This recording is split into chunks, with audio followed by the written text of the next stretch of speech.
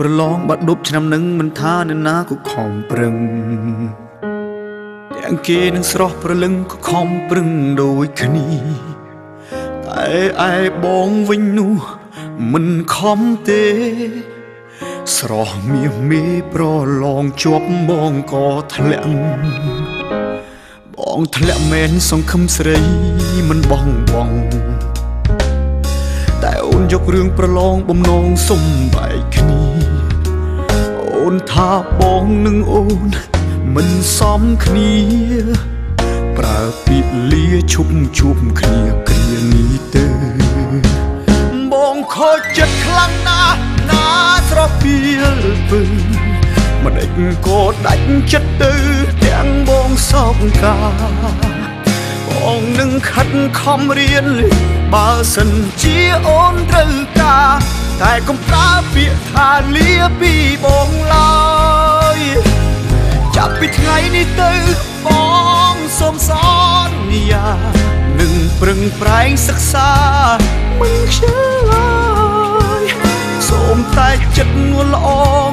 ទុកឱកាសគ្រាចុងក្រោយក៏មិនដោយឲ្យបងរួចទាំងខ្លោចផ្សា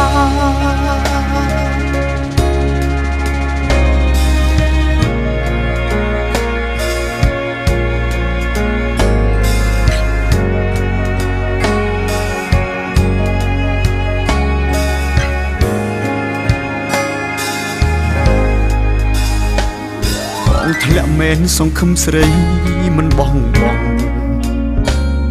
តែអូនយករឿងប្រឡងបំណងសុំបែកគ្នាអូនថាបងនឹងអូនមិនសមគ្នាប្រើពាក្យលាឈប់ជួបគ្នាគ្រានេះទៅបងខូចចិត្តខ្លាំងណាស់ណាស្រពាលពឹងមិនដេចក៏ដាច់ចិត្តទៅទាំងបងសោកកាបងនឹងខិតខំរៀនបើសិនជាអូនត្រូវការតែកុំប្រើពាក្យថាលាពីបងឡើយ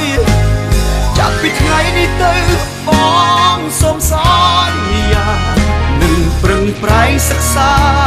មិនខ្ជិលឡើយសូមតែចិត្តងល់ល្អង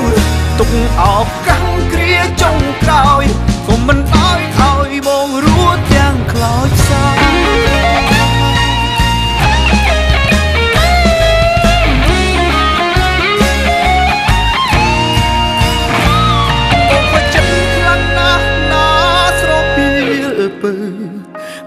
ក៏ដាច់ចិត្តទៅទាំងបងសោកកា